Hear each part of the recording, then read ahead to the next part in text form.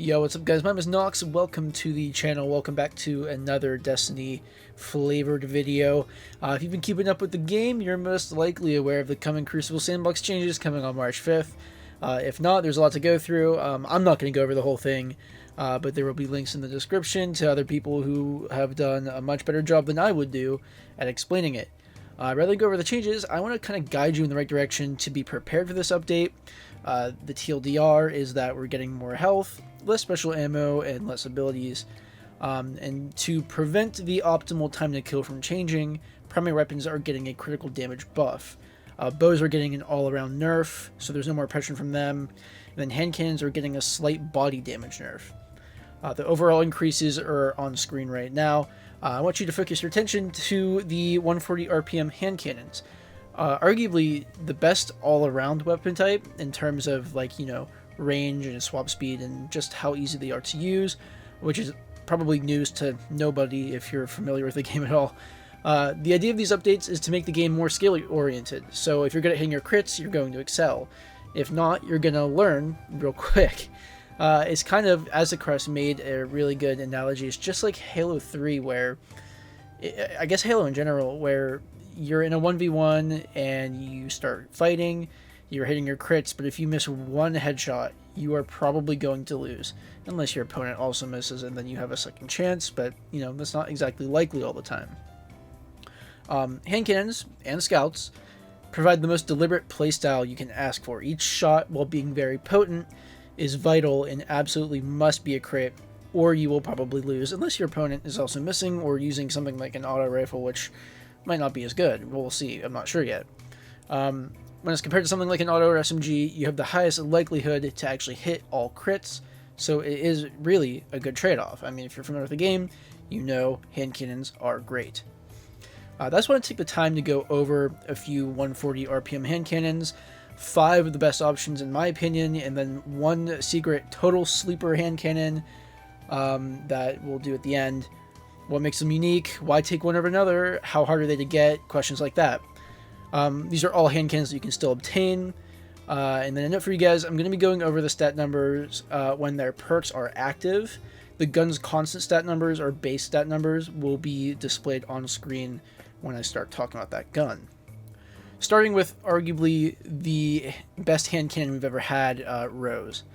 Rose is the bane of a PvE player's existence because you have to get it from competitive PvP, which really sucks, and there's a lot of cheaters right now. Not fun. Being able to roll slide shot, moving target, perpetual motion, and rapid hit all in the first column, and then Eye of the Storm, snapshot, explosive payload, and opening shot in the second. There's few rolls on this gun that would be considered bad, and so many to be good. Unique to Rose is its grip column and its frame. You can't go wrong with either polymer grip or smooth grip, and then the lightweight frame allows you to move faster while you have the weapon equipped. I'm pretty sure it's the only hand cannon like that. Slide shot and explosive payload is most likely going to be your star child. You'll get 93 range, 75 stability, and 70 handling while the perks are active. That's an incredible stat combo, and it allows for a 36.55 meter optimal kill range. Perpetual Mission and Eye of the Storm is probably like my second go-to role. If you're not a fan of sliding, if you're the type of player that wants to hide around corners or around barriers, Slide Shot obviously isn't going to be for you. But Perpetual Motion and Eye of the Storm, Perpetual Motion works. You can just move left and right, just spam left and right movement, and you will get your ×2 Perpetual Motion, which is a really good bump to stats. Moving on, we get to my baby, the Austringer.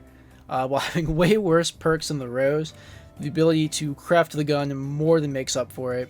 The best current role being Eye of the Storm and Zen Moment. I wouldn't argue if you told me you'd rather have Opening Shot or Frenzy, you do you.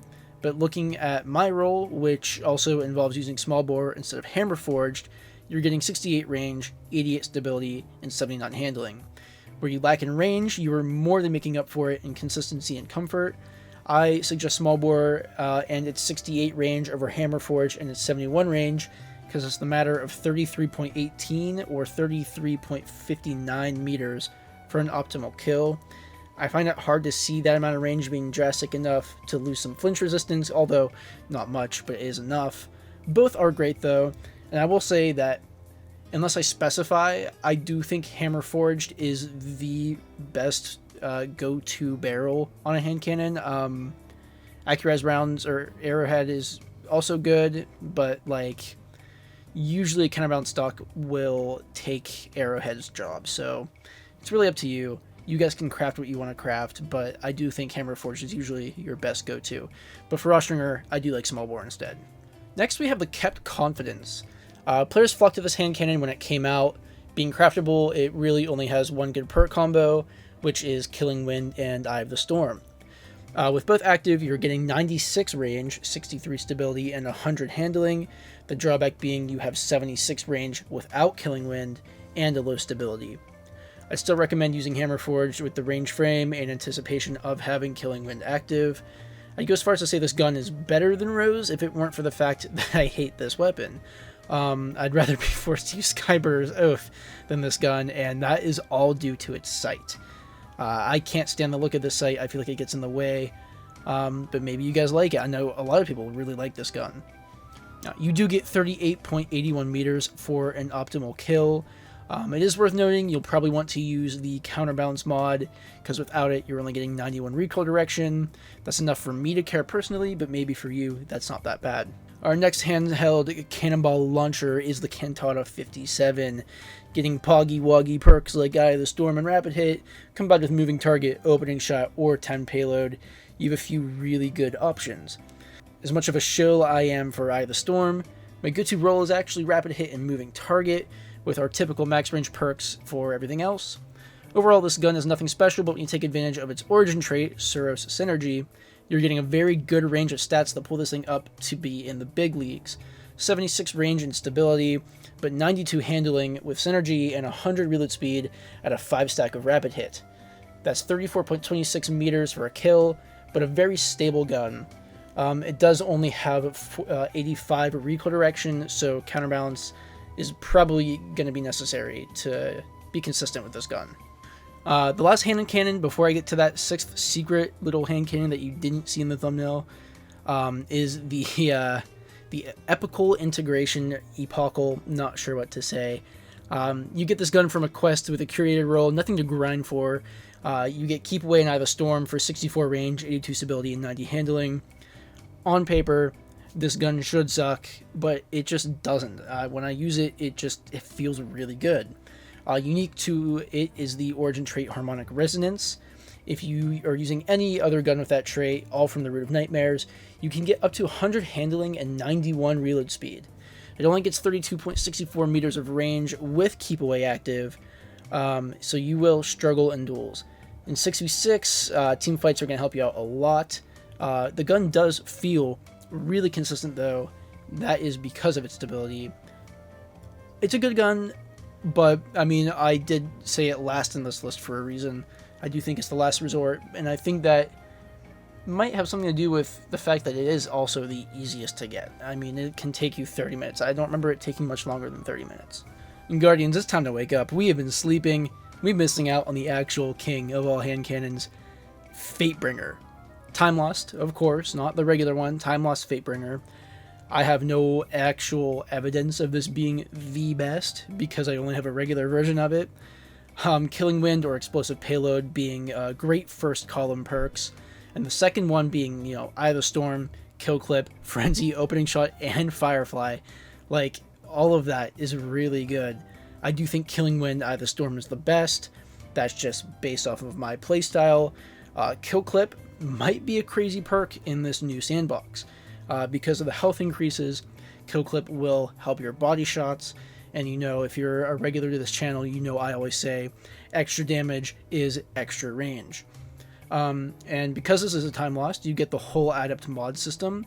I think Adept Stability is a great option to run because you'll get 96 range, 70 stability, and 100 handling. That takes it out to a 38.81 meter kill, which obviously is really good. I mean, for a hand cannon, that's pretty nuts, especially a 140. I do want to give a shout out to the runner-ups that I didn't put in the list. I think AS Luna is good. If you're going to be doing Grasp of Avarice, you can get an alright roll. I do think some of the things on this list outshine it, but if you have a good AS Luna, you'll probably be fine. Waking Vigil is another shout out. It is very easy to get this season. It's not great. I do think I might use a Waking Vigil over Epical. I just felt like Epical is important to have because of how easy it is to get in general. But Waking Vigil is something that you could put on your radar.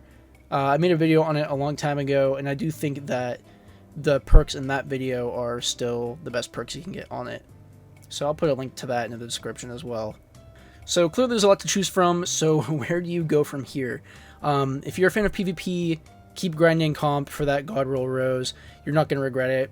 But if you are a PvE player and you love that mindless grind, Austringer, kept confidence in Fatebringer, they're going to be your targets.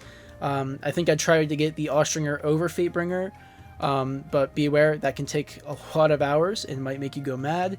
But you can use your Deep Sight Resonance on it, which is great. You can get that from the...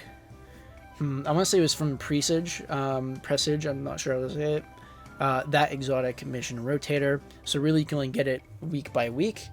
Whereas Fatebringer, you might get lucky and get a really good roll every time you raid. Not really sure. Whatever you think is better. Raids are great, but I'm not a big raider, so Austringer would be my go-to. Something like Canata will come down to pure luck. It is a world drop weapon.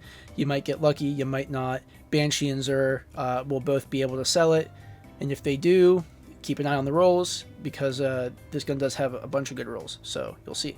So after all of this, and there's still other great choices in this sandbox, 120 RPM hand cannons, and then a bunch of scout rifles are also in my sights. Let me know what you guys are going to go for. If you found this helpful at all, please leave a like on the video, subscribe for more Destiny content, and let me know if you'd like to see a video on other weapon types. I'm very excited to see how scout rifles are, especially with the buff to 200 RPM scout rifles. And then 120 RPM hand cannons might be really good in the sandbox because of their range and just how hard they hit in general. Thank you all for watching. I'll see you guys in the next one. Later.